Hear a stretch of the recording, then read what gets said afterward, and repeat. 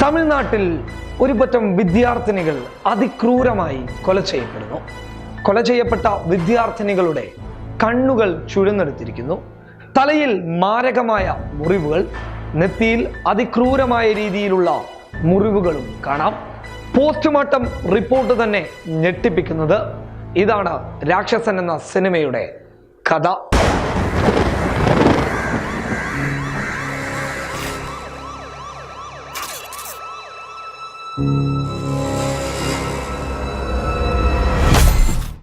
ഈ കഥയാണ് അന്വേഷണത്തിലൂടെ മുന്നോട്ട് പോകുന്നത്.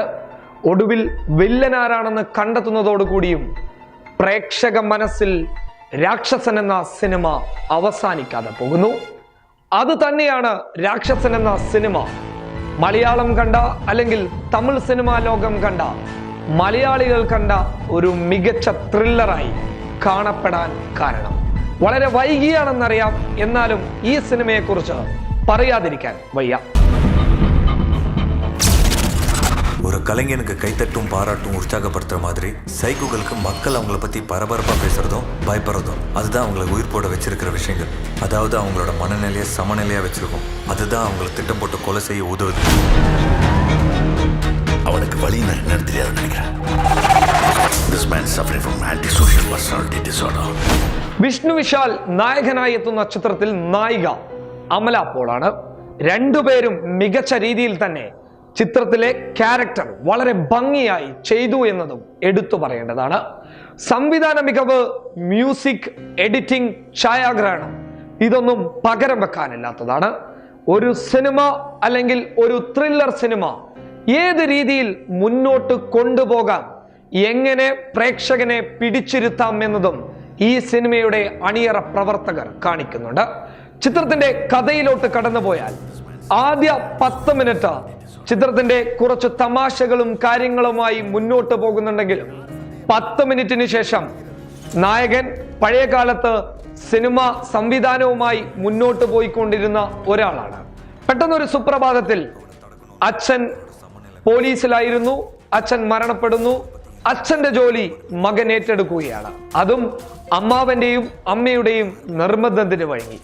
ഒടുവിൽ ആ ജോലി എടുക്കുന്നു. അങ്ങനെ പോലീസ് സ്റ്റേഷനിലേക്ക് കടന്നു പോകുമ്പോൾ ഒരുപാട് കാഴ്ചകൾ കാണുന്നു. ഈ കാഴ്ചകളൊക്കെ അവതരിപ്പിച്ചിട്ടുള്ളത് മ്യൂസിക്കിന്റെ കാര്യത്തിലേക്ക് നമ്മൾക്ക് കടക്കാം. അതിനു മുമ്പ് കടന്നു പോകുന്നു. അവിടെ വെച്ച് ഈ വിദ്യാർത്ഥിനികളുടെ കൊലകളെ കുറിച്ച് അല്ലെങ്കിൽ ആ കൊന്ന വ്യക്തി ആരാണ് അല്ലെങ്കിൽ ആ കൊലയാളി ആരാണെന്നുള്ള ഒരു ഡിസ്കഷനിലാണ് പോലീസ് ഓഫീസർമാർ. അതിനിടയിൽ ഈ ഡിസ്കഷനിലേക്ക് കടന്നു പോകുന്ന നായകൻ ഈ കാര്യങ്ങൾ വളരെയധികം കൃത്യമായി മനസ്സിലാക്കുന്നു. ഒടുവിൽ തന്റെ പഴയ സിനിമയിലെ കഥ ഏകദേശം ഒരു ഈ നടക്കുന്ന സംഭവങ്ങളുമായി ബന്ധപ്പെട്ടതാണെന്ന് അറിയുന്നു. തന്റെ റൂമിനകത്തുള്ള കാര്യങ്ങളൊക്കെ പരിശോധിച്ചപ്പോൾ ഈ കൊലപാതകത്തിലെ ചില രീതികൾ തന്റെ റൂമിനകത്ത് ഒട്ടിച്ചു വെച്ചിരിക്കുന്ന ചിത്രങ്ങളിൽ നിന്ന് നായകനെ കാണാൻ വേണ്ടി സാധിക്കുന്നു. ഒടുവിൽ നായകൻ ഈ കേസിന്റെ അന്വേഷണത്തിലേക്ക് കടക്കുകയാണ്. പ്രേക്ഷകനെ ത്രില്ലടിപ്പിച്ച് തിയേറ്ററിൽ ഇരുത്തിയതിന് പിന്നിൽ നായകന്റെ അതിഗംഭീരമായ പ്രകടനം തന്നെയുണ്ട്. ഒപ്പം ഒരിക്കലും മടുപ്പിക്കാത്ത രീതിയിലുള്ള തിരക്കഥയുടെ അതിഗംഭീരമായ പോക്കും ഈ സിനിമയിൽ എടുത്തു പറയേണ്ടതാണ്. അന്വേഷണവുമായി മുന്നോട്ട് പോകുന്നു.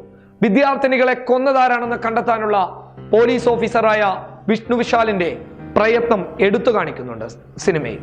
ഒടുവിൽ കൃത്യമായ രീതിയിൽ മുന്നോട്ട് പോകുന്ന നായകന് കൊലപാതകന്മാർ ഇന്ന ആളാണെന്ന് കാണിച്ചു കൊടുക്കുന്നു.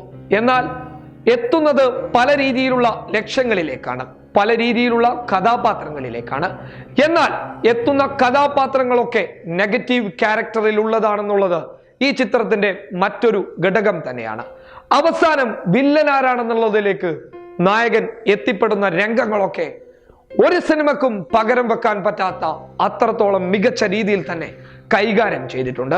അതൊക്കെ കൂട്ടിക്കലർത്തിയാൽ രാക്ഷസൻ ചിലപ്പോൾ ഇന്ത്യൻ സിനിമയുടെ ത്രില്ലർ മനോഭാവത്തിലിറങ്ങിയ സിനിമകളിലേക്ക് ഒരു എത്തിനോട്ടം നടത്തുമ്പോൾ രാക്ഷസനെ ഒഴിവാക്കാൻ പറ്റില്ല എന്ന് വേണമെങ്കിൽ എടുത്തു പറയാം. പിന്നെ എടുത്തു പറയേണ്ടത് ഇതിലെ വില്ലൻ ക്രിസ്റ്റഫറിനെ കുറിച്ചാണ്. ക്രിസ്റ്റഫർ അതിഗംഭീരമായി പ്രകടനം നടത്തി. അതിഗംഭീരമായ ഒരു വില്ലൻ വേഷം തന്നെയാണ് ക്രിസ്റ്റഫർ ഇതിൽ കൈകാര്യം ചെയ്തിട്ടുള്ളത്. അതിഗംഭീരമായ രീതിയിൽ അവസാന നിമിഷങ്ങളിലൊക്കെ വില്ലൻ തരങ്കിൽ അടിച്ചു പൊളിച്ചിട്ടുണ്ടെന്ന് തന്നെ വേണം പറയാൻ. കിടിലനായിട്ടുള്ള മേക്കിങ്ങിനോടൊപ്പം വില്ലനുമായി ബന്ധപ്പെട്ട BGMകൾ ഒരു കാരണവശാലും ഈ സിനിമ കാണാത്തവർ എന്തുകൊണ്ടും ഈ സിനിമ കാണേണ്ടതാണ്. കണ്ടവർ ഏറ്റവും കൂടുതൽ എനിക്ക് തോന്നുന്നത് ഈ സിനിമയുടെ ട്രെയിലറിന് താഴെ മലയാളികളുടെ കമന്റ് തന്നെയാണ് ഏറ്റവും കൂടുതലുള്ളത്. വിഷ്ണു വിശാലിനെ മലയാളികളുടെ നെഞ്ചിലേറ്റിയ ഒരു ചിത്രം തന്നെയായിരിക്കും ഇത്.